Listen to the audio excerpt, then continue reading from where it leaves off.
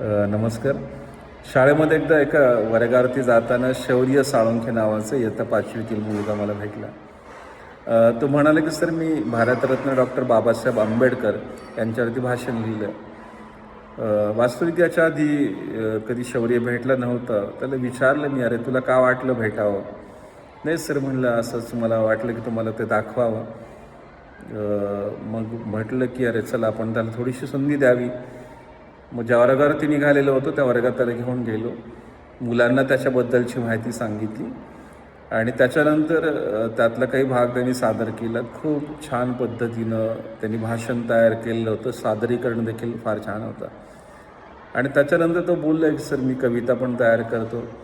मित्रावरती कविता तयार केलेली होती, ती देखील त्यांनी खूप चांगली सादर केली. खूप छान वाटलं की अरे शौर्याला थोडीशी संधी आपल्याला देता आली आणि मुलांना देखील वेगळं काहीतरी ऐकण्याची संधी त्यांना मिळाली. निश्चितपणे शौर्य याच्या पुढे देखील खूप चांगल्या पद्धतीने सादर करेल